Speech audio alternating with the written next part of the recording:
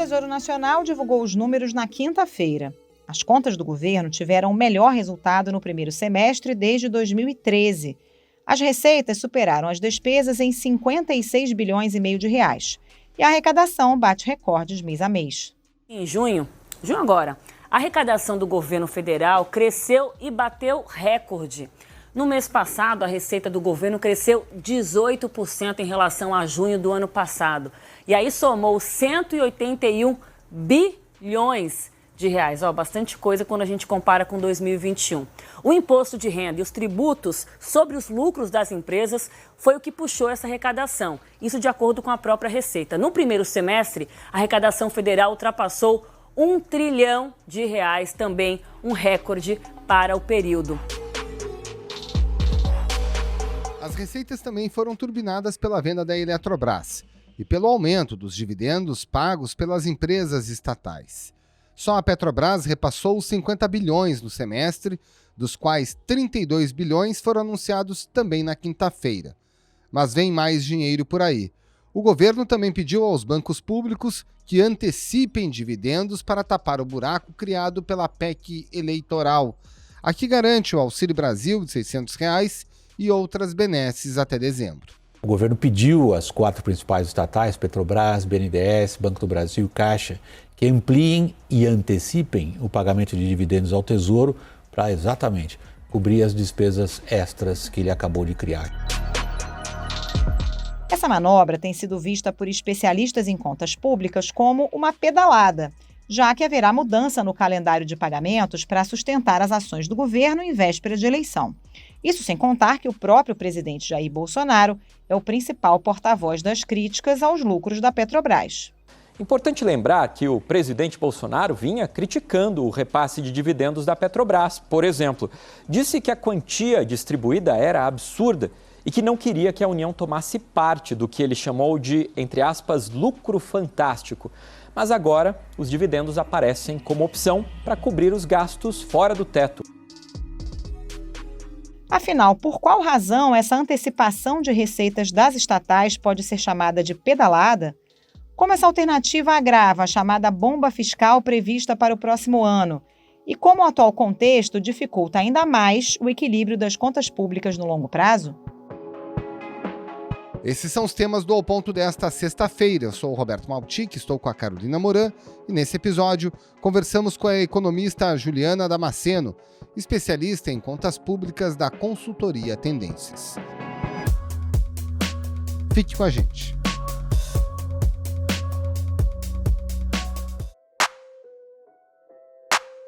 Juliana Damasceno, no impeachment da ex-presidente Dilma Rousseff, as pedaladas fiscais ficaram super conhecidas.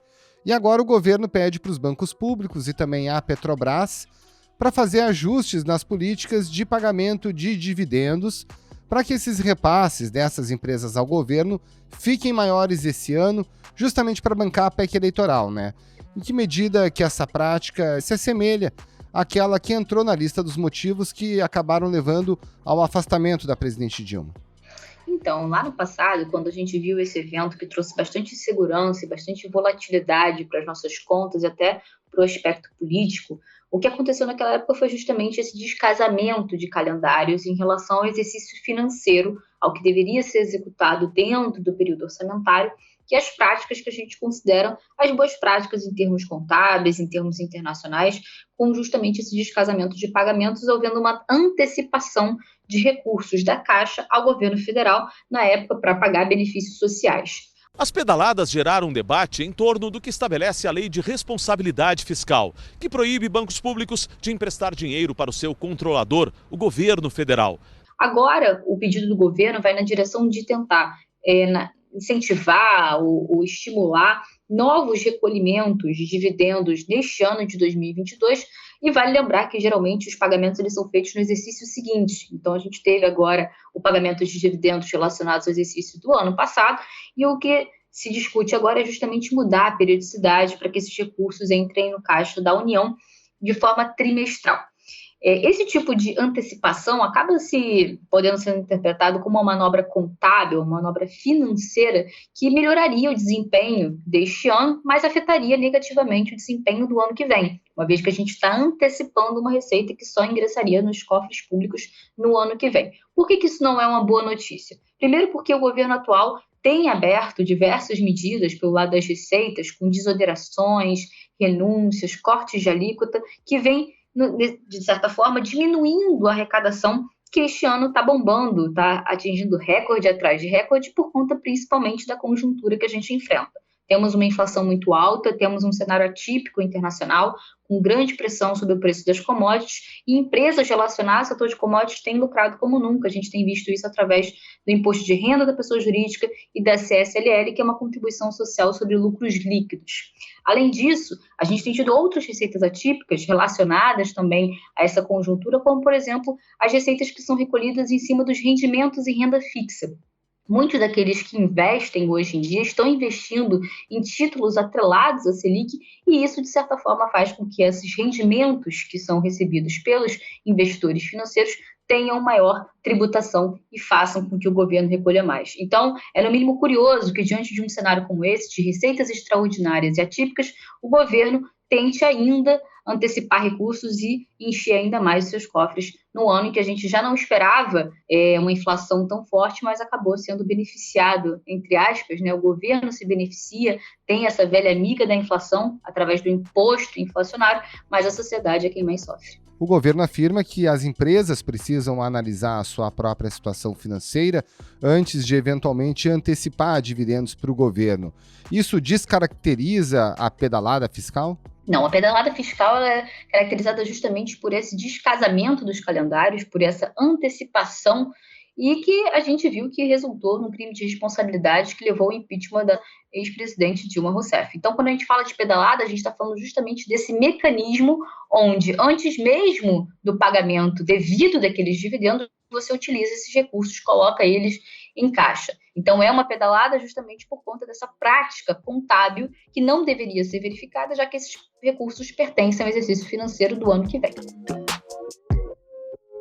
Pois é, Juliana, como você disse, a arrecadação está bombando, né? O dado divulgado nessa quinta-feira, por exemplo, mostra um superávit de 56,5 bilhões. A receita subiu 15% em relação à inflação.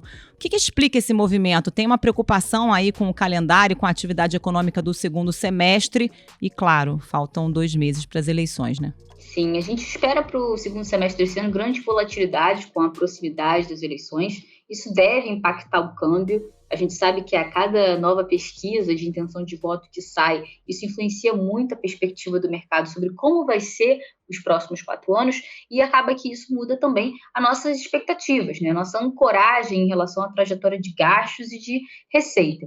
A gente sabe que alguns candidatos já têm se manifestado de forma contrária ao teto de gastos. Isso traz uma preocupação muito grande, mas nesse ano específico de 2022, por mais que a gente tenha aprovado aí cerca de 41,2 bilhões por fora do teto, a gente pode dizer que o teto ele ainda funcionou como uma trava. É uma trava descredibilizada? É, mas ainda funcionou como uma trava, principalmente porque esse ano de 2022 nós tivemos a retomada de uma possibilidade que não foi concretizada, que era de reajuste dos servidores.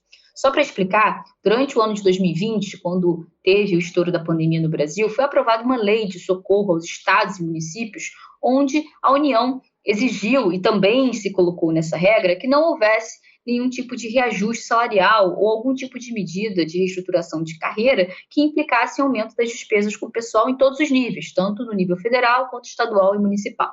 Isso fez com que até o final do ano passado, até 31 de dezembro de 2021, a gente não pudesse ter esses reajustes e, de certa forma, essa vedação legal acabou segurando a pressão dos servidores por ter reajustes, muitos deles sem reajuste desde 2019 e uma outra maioria desde 2017, ou seja, dentro do governo Bolsonaro a gente ainda não teve esse amplo reajuste da categoria de servidores públicos. Então, a gente teve no início desse ano, quando essa lei deixou de existir, essa vedação legal se encerrou, uma enorme pressão por parte de diversas categorias, e a gente sabia desde o orçamento elaborado no ano passado que existia uma preferência pelo atual governo em agraciar categorias específicas da sua base de apoio, como policiais, agentes rodoviários, penitenciários e por aí vai. Quem nós puder salvar na frente, a gente salva. Espera a compreensão das demais categorias, dos demais servidores no Brasil. Diante desse cenário, eleitoral, agradar apenas um público traria consequências negativas para a corrida eleitoral. Então, acabou que a trava do teto, se tornou, sim, um empecilho, foi uma justificativa, mas também foi um empecilho para que, de fato, não houvesse esse reajuste amplo, que custaria bilhões aos cofres públicos, principalmente porque a gente tem uma inflação acumulada desde 2019 superior a 20%. Então, mesmo aqueles 5% que eram discutidos alguns meses atrás como uma possibilidade, eles não seriam suficientes para repor toda a perda do poder de compra que a gente teve desde o último reajuste. Agora, Juliana, para o ano que vem, você mencionou na entrevista que deu ao João Sorima Neto, na sucursal do Globo em São Paulo, que o governo está armando uma bomba fiscal para o ano que vem. Por que isso já está contratado, digamos assim? A gente tem alguns desafios que podem ser destacados. O primeiro deles é o desafio social. O atual governo colocou, através desse pacote de bondades que foi recém-aprovado, um valor turbinado do Auxílio Brasil, que passa de 400 para 600, teoricamente, só até o fim do ano. Só que nós não temos perspectivas de que a situação social, que é a insegurança alimentar que acomete a muitos brasileiros, vá melhorar no curto prazo. Ou seja, a gente não espera que em janeiro esses recursos sejam, de fato, desnecessários. Então, a gente acredita na continuidade desses 600 como um ticket médio. E, além disso, vai lembrar, essa medida também colocou para dentro do programa cerca de 2 milhões de famílias. Essas 2 milhões de famílias, elas não serão despejadas do programa, elas continuarão ali e representam um gasto permanente, de caráter continuado e obrigatório, ou seja, não tem como não pagar esse tipo de despesa. Diante dessa pressão, a gente pode considerar que esse valor de 600 e essas 2 milhões de famílias custem, em termos adicionais, ter um custo extra de cerca de 50 bilhões. Isso faria com que a gente não tivesse nenhum espaço, praticamente, para as despesas discricionárias. Hoje em dia, elas estão em torno ali de 120 bilhões para o ano que vem, e elas teriam que ser reduzidas a 70 bilhões. Para quem não sabe, as despesas discricionárias incluem os investimentos e também aquelas despesas com custeio, que é o custo, na verdade, que os ministérios e órgãos têm para conseguir bancar sua conta de luz, de energia, pagar alguns fornecedores terceirizados. E hoje em dia, já com recursos ali na casa de 140 bilhões, esses ministérios têm reclamado da falta de recursos, porque, de fato, esses valores eram bem maiores em anos anteriores. Então, hoje em dia, a gente não só tem investimentos no menor valor da história, investimentos públicos federais ali no mínimo histórico, a gente não investe o suficiente para repor a depreciação do capital público, como também as despesas discricionárias, que incluem essas de custeio que eu mencionei, também estão ali próximas do limite, que a gente chama de shutdown da máquina pública, que é quando ela para de funcionar. Só para título de exemplo, teve uma época que a Polícia Federal deixou de emitir passaportes, justamente por conta de problemas nas suas verbas de custeio. Esse é só um exemplo de como a paralisação da máquina pública pode afetar negativamente o dia a dia da sociedade. E, claro, para que haja essa acomodação dentro do teto, ou a gente vai precisar cortar despesas, o que seria, na verdade, um esforço praticamente impossível, porque 50 bilhões é, de fato, um volume muito considerável, ou então a gente vai ter que rever o teto. E a grande pergunta que fica é o que a gente vai colocar no teto e de que forma a gente vai fazer isso. Pois é, e qual vai ser a capacidade do próximo governo de lidar com essa bomba fiscal? Existe um outro dilema, que não é só o social, que é o dilema da inflação no ano que vem, que também vai ser muito difícil de ser contornado pelo próximo governo, seja ele quem for.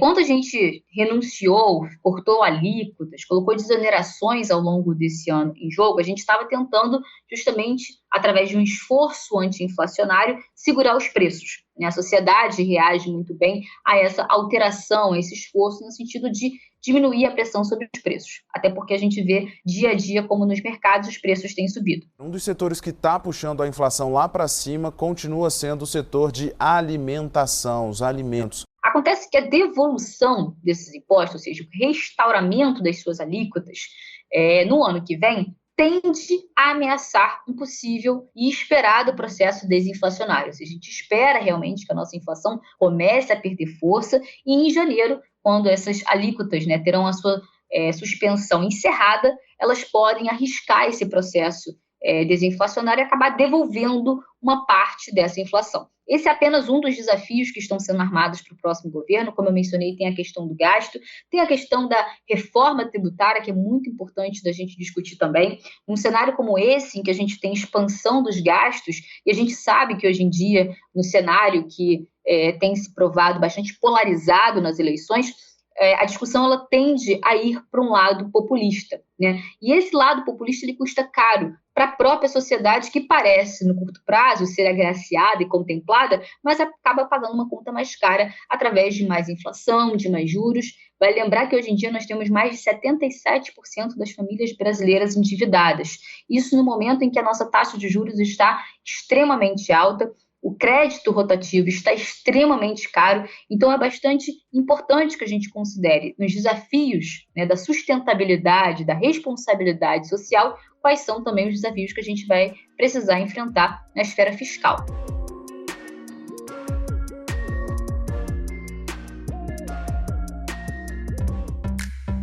Agora, falando da racionalidade desses auxílios, claro que eles são necessários, né? Como você citou, a gente tem um agravamento da situação social, mas o Auxílio Brasil entrou no lugar do Bolsa Família, que era um programa consolidado, e jogou por terra uma série de mecanismos de controle, né?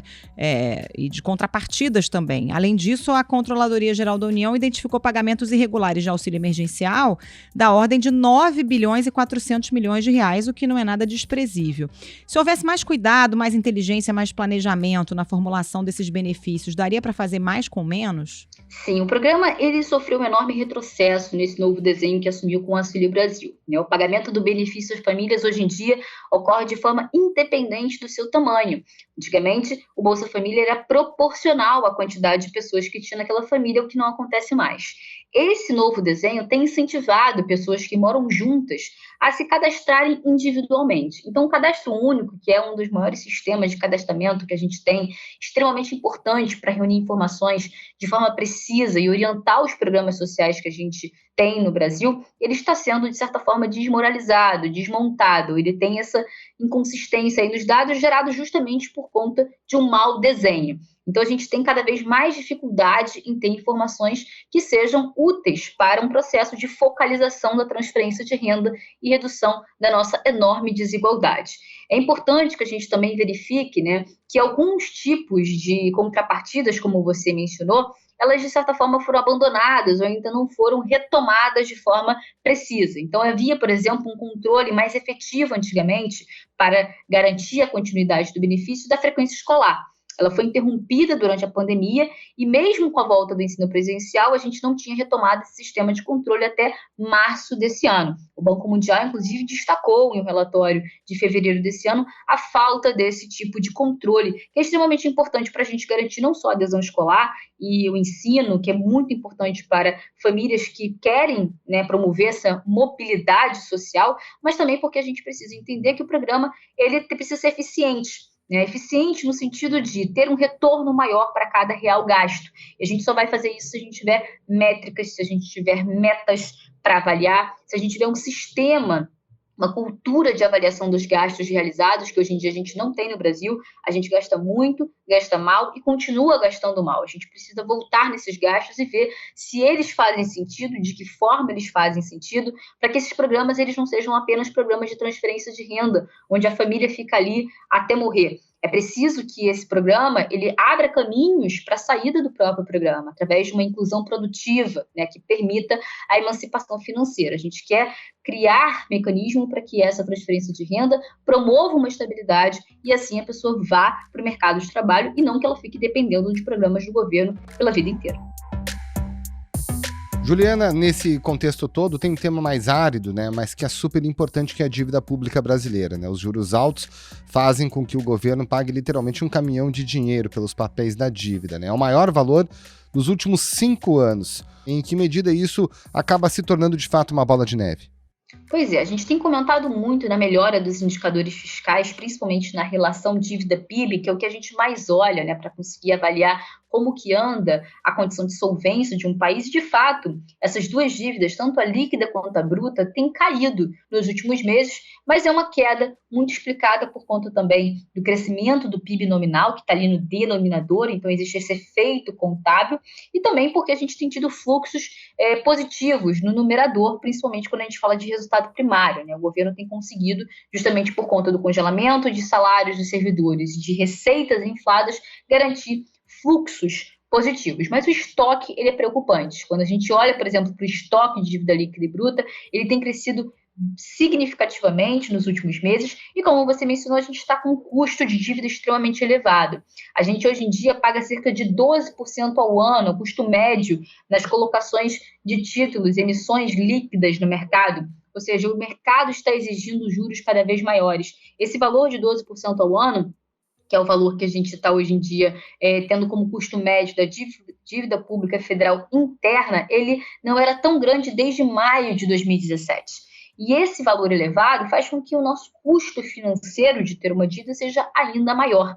Então, por exemplo, o próprio Banco Central calcula que para cada 1 ponto percentual de aumento na Selic, que a gente sustente por 12 meses, haja um incremento na dívida líquida na ordem de 35 bilhões. 35 bilhões é próximo do que custava o Bolsa Família até antes da pandemia. Então, só para vocês terem noção da magnitude desse custo, ou seja, cada 1 ponto percentual que a gente ganha de Selic é um impacto gigantesco em cima da nossa dívida.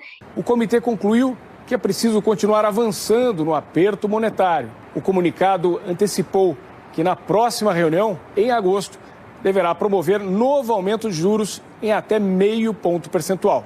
E a dívida é um indicador de solvência muito importante para os agentes de mercado balizarem as suas expectativas, porque, claro, não faz sentido nenhum você investir em um país que tenha tanto risco, que tenha tanta instabilidade, como a gente tem visto, não só no cenário econômico, mas também no cenário político, e que não tenha uma previsibilidade muito boa. Então, é importante que a gente tenha previsibilidade justamente para conseguir ancorar as expectativas e retomar as condições de uma economia para que ela cresça, né, de forma sustentável no médio e longo prazo, e não através desses incentivos que a gente tem visto curto-prazistas esse ano, como, por exemplo, a antecipação do 13º do INSS, o saque extra do FGTS, esse pacote recente de bondades para o segundo semestre. A gente precisa ter motores que sejam mais sustentáveis para o crescimento da economia. Caso contrário, a gente vai ficar sempre nessa armadilha fiscal. Juliana Damasceno, muito obrigada pela participação. Bom trabalho para você. Muito obrigado, Juliana. Um grande abraço. Obrigada a você.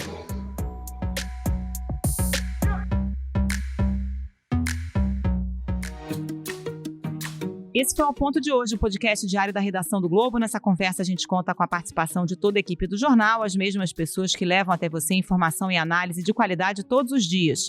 Quer saber mais? Assine o Globo. Acesse assineoglobo.com.br e confira todas as notícias e reportagens especiais. Nesse episódio, além dos áudios da TV Globo, a gente utilizou o áudio da CNN Brasil. A produção é do João Vitor Costa e a edição do Luan Oliveira. Tchau. Até mais.